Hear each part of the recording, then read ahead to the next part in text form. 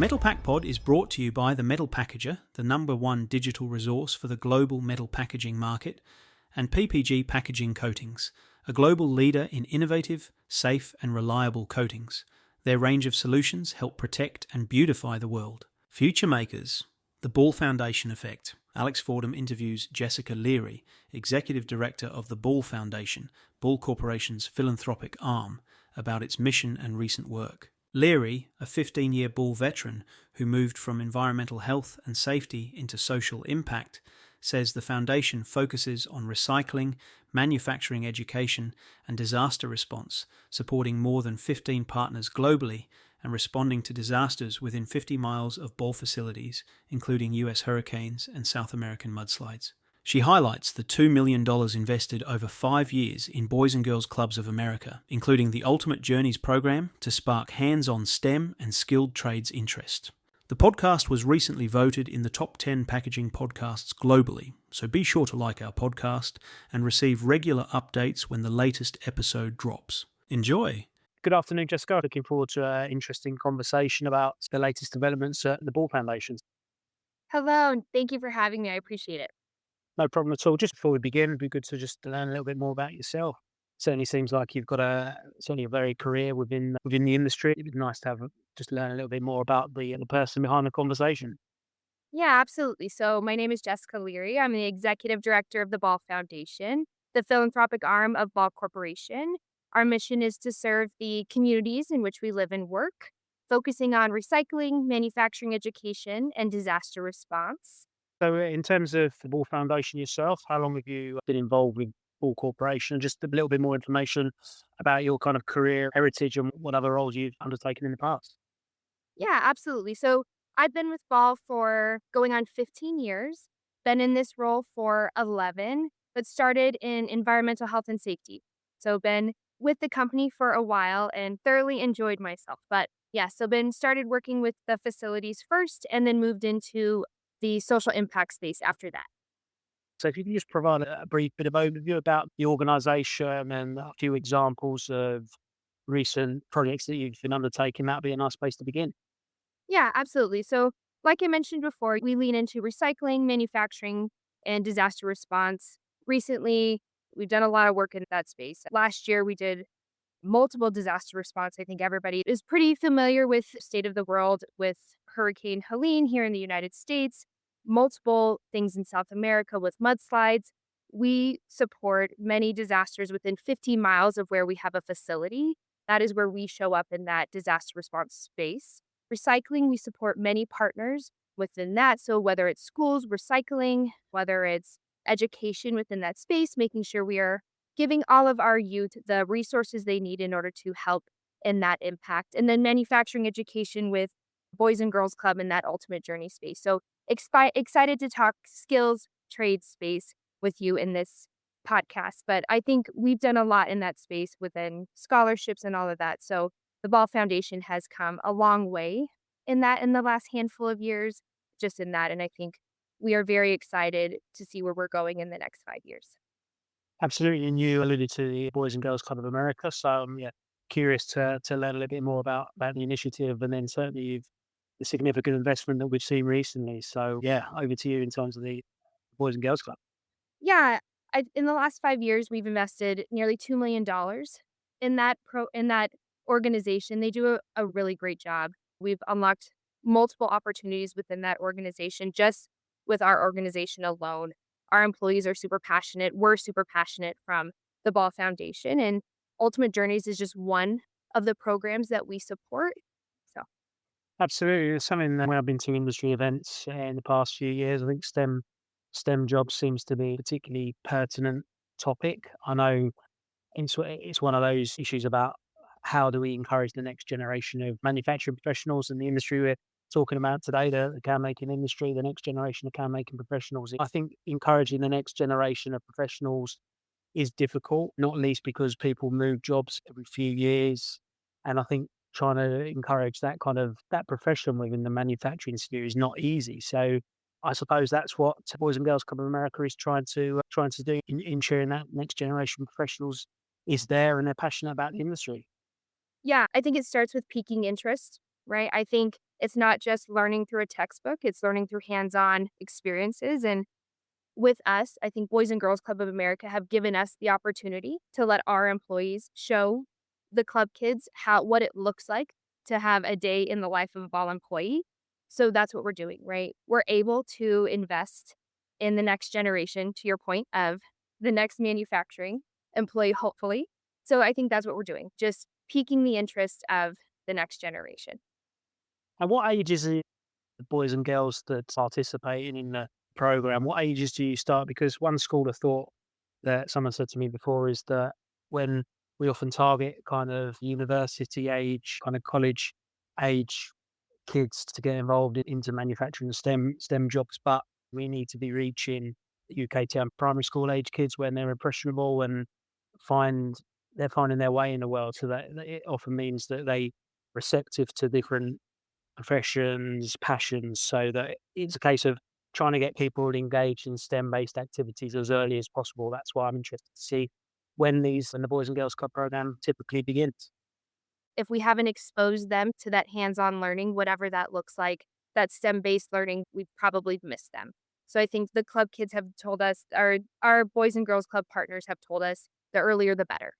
So I think the Ultimate Journeys program, as an example, that club-based learning starts early, and then the programmatics goes year over year. So that seamlessly integrates to the clubs, and they will go year after year and just continue to build. And then that workforce learning, the career development, the older they get into high school, then they're able to teach the younger kids. And then we are allow them to go into the manufacturing facility to see what the day in the life looks like. So it seems an integrated approach, no matter what the age is, which is brilliant. So thanks for clarifying that. And I mean, yeah, noticed doing a bit of research beforehand, I think it's since 2020, the 2 million's been raised. So it's, yeah, a very significant sum. Is that a case of kind of job done for the Ball Foundation with the Boys and Girls Club of America, or is this very much just the beginning? And is there anything else you can share with us about with regard to this particular initiative? It is just the beginning, right? I think every investment, no matter the dollar amount, is just an opportunity for us to start the relationship. I think we're leaning on our partners to tell us what they need at this moment. They are the experts. I think then it's going to look different in the next couple of years. What they need now is going to be different from what they need in the next couple of years. I think this is just the beginning. And hopefully, to your point earlier, hopefully we're going to continue to need can manufacturers. And so I think as we continue to grow this partnership and it's collaborative, I hope that this continues to grow into a larger manufacturing partnership. As we're looking into scholarships with other partners, I'm hoping to continue to layer them on top of each other. And then we can have a larger conversation on what a manufacturing partnership could look like. So, larger than just Ultimate Journeys, larger than just Skills Trade. How can we help each other to continue to grow the talent pipeline? We interrupt this episode for a brief segment from our sponsors, PPG. Packaging coatings from PPG draw on our company's 140-year history of innovation. We never stop improving our solutions to meet the evolving needs of can makers and the marketplace. That spirit of innovation results in technology like the cradle-to-cradle platinum-rated PPG Innovel Pro. PPG Innovel Pro is the latest enhancement to the world's #1 non-BPA beverage can coating. It still doesn't use any bisphenol ingredients, but experienced can makers report that it now sprays like an epoxy. Follow PPG Packaging Coatings on LinkedIn or visit packagingcoatings.com to learn more about why PPG is the coatings partner for can making excellence. That's great. I appreciate that. And also just looking at I suppose, the funding overview for the Ball Foundation. You obviously mentioned about disaster relief, recycling engagement as well. What is there a few other kind of examples of what the Ball Foundation have been doing in terms of particular campaigns or examples of disaster relief that the foundation have been assisting with? And we'll put it in the show notes afterwards for anyone who wants to learn a little bit more about the foundation and perhaps certainly Ball employees, if they want to get a little bit more involved, and we can share some information. But I think it'll be useful for our audience to learn a little bit more about some of the campaigns that you've been getting involved with. I think one, I will say our employees and our tremendous volunteers, they are amazing. Volunteerism is always, it's seen as a lever for all of our partnerships, never a driver, but always a lever, right? Our volunteers are, or our employees are tremendous. They are huge volunteers in their communities with ball and outside of ball, which is incredible. We have a great giving platform, so they are always doubling their impact. So we do our disaster response, which is amazing. So every time there's a disaster within 50 miles of a facility around the globe, we respond to those communities and those local nonprofits who are supporting them. Anytime there's a natural disaster, which is incredible. And then recycling, we give recycling partners all over the globe, which is great. Just single stream to recycling infrastructure across the globe, which is great. We have museum partnerships, so children's museums across the globe, helping to drive that education awareness, helping the younger generation just have the tools and to have those, let them know that those single acts that they do every day with their families does make a difference, which is incredible. And then just driving awareness. I think but the Ball Foundation does a really incredible job just trying to make those small impacts every day. So we're really proud of our work at a global scale, being a global company. So I just appreciate you giving us a platform to share our impact. So again, thank you. No problem at all. I can hear in your voice your enthusiasm for this, the Ball Foundation. So it must be a very rewarding job that you're in here. Is there anything in particular, or any campaigns, or any memorable stories that you just think, wow, it's a cliche, but I'm really making a difference here? I think you said it. We're on the podcast to talk about the Boys and Girls Club of America. And I think, like we said, there's many organizations around the globe who have similar models. And I think what they do every single day with these club kids is incredible. It's not just with Ultimate Journeys, and it's not just with corporate foundations like the Ball Foundation, but they really are arming these youth to make changes and impact the world. What we've done over the last 5 years is just the beginning. And I'm very excited to see what we can do in the next 5 years. Like you said, manufacturing is not going away. I think it's evolving, and we're here to remove those barriers in order to see what the next 5 years does. I think this is just the beginning of what we can do for skilled trades. So I'm excited to see what's next. That's great. And I'd imagine you're very much involved with kind of planning for the next few years ahead. I appreciate a lot of that may be confidential at this stage, but is there anything you can share with us about plans for the Ball Foundation in the next few years? Yeah, I think we're currently in the midst of strategic planning up to 2030, which I think is a big year for everybody around the world when it comes to social impact. I just think it's really important as we talk about collaborative partnership. How does the foundation align with business values, just as you're in a corporate foundation? So we are looking to how does the Ball Foundation help drive Ball Corporation's values, and how does our strategy align with our company? And I think working with Boys and Girls Club of America and making sure that we are building trust and transparency with that organization. So like we said, they are the experts. We are just the catalyst for change for them. So I'm just hoping that we can help drive that with the dollars we're able to give them. So I think the next step is, how do we make sure that workforce and that career development for Boys and Girls Club of America, that they're just as excited for manufacturing education as you and I are, Alex. So we're living it every day. So hopefully they're there too. Speaking about Ball Corporation today, is there, so metal packaging we cover from raw material to end user within the global metal packaging sphere. I'm just wondering, is there anything that perhaps our members, our listeners, if they're interested in making a difference within the sector or the wider manufacturing sphere, is there anything that they can do who might not necessarily be a Ball employee, about if they're keen to make a difference? I think that even the smallest act makes a difference, no matter how small you think it is. I think we change everybody's lives every day, even when we think we don't. But I do. I think even when you think it's not making a difference, just helping someone cross the road, giving someone a compliment, saying thank you, I think makes a difference. I think every day we are impacting someone's lives, whether it's big or small. So I think that's my biggest takeaway. I think every day is just be kind, whatever that looks like. I think that is always my biggest thing, is even when you think it's a small act and it doesn't make a difference, it is. I think your acts of service is something that we probably should do more than we think. But No, I think you're spot on, and something I'm trying to do with my young kids as well is, you install those basics. And I think because we live in a society of information overload, don't you? Emails, notifications, and we're all so busy now. And I think actually it's important just to take a step back and go, do you know what? Just doing those simple things can make a difference to someone's lives, and you can do something nice, and it makes yourself feel better as well. So it definitely, but I think if we have gone away from that a little bit at times, I think that's just the way society has evolved. But I'm hoping that society will evolve back because people realise that actually it's all about we're better as a community rather than as an individual.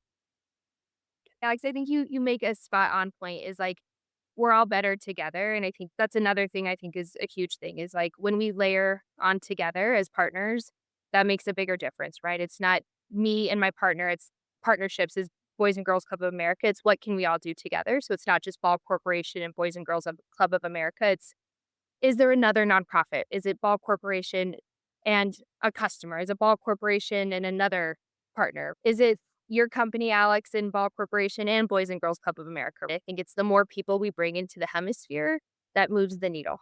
I think we all have the same North Star, which is to change the world. So to make it better.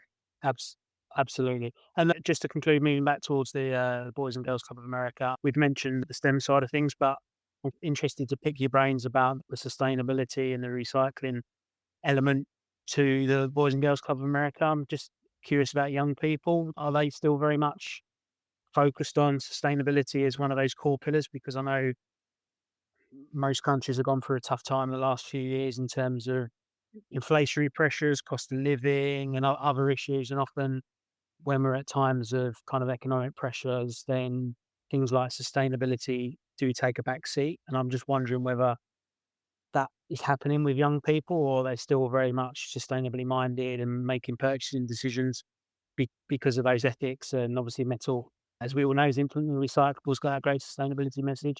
I'm just wondering whether that's still penetrating through in terms of communication message to young people, or is there more the industry can do to ensure that the merits of metal packaging is being understood by young people? Yeah, I think we are a very collaborative partner from the foundation. So we always meet our partners in the middle. What is their need first and foremost? And so we always ask them when it comes to the programmatics at your club, manufacturing education, recycling education, what fits best if for your need. And majority of the time, I would say 98%, they want both of that education piece. They would like manufacturing education and that recycling education. We always offer that education piece as long as they have the infrastructure in place to do it, right? We can't teach the recycling education unless they have the infrastructure in place to actually do it. You can't recycle unless you have the bin there to do it. So we've seen both. They want it just as bad as we want to give the recycling education. So the appetite is absolutely there. I think the resources are there as well.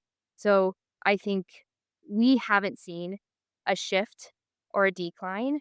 If anything, I think people have an appetite to do more in this space. And then you just any concluding points from yourself in terms of where is an industry we're at in terms of STEM? We're potentially reaching a brain drain in terms of people that have been involved in the industry for 30, 40 years retiring, and that is a huge challenge for many companies, not least Ball. Is that I was about to say the wrongs being right, but no, in terms of are we plugging that gap in terms of that potential brain drain, or is there a lot more to go in terms of getting that next generation of workforce? I think there's always going to be a need, right? And I think we are always going to try to fill it the best that we can. So the more resources we can give them, the better. And I think, like I said before, the partners are going to continue to have a need, and the more that the corporate foundations can step up to help, the better. So we, as the Ball Foundation, will continue to step up and do it. So the need is going to be there. I think what type of need will continue to change. I think for as it sits right now, Ball Corporation will continue to support that skills trade and that manufacturing space. And I think Alex is as the more you cover manufacturing, you will probably as you continue to cover it, you will see manufacturing is not going away. So I think we will continue to just fill that gap as it's there. I hope it shrinks and we will continue to try to plug it. And it's a where job, and it's potentially a job for life, isn't it? In terms of a lot of, we are in a I state, mean, yeah, Mm. exactly.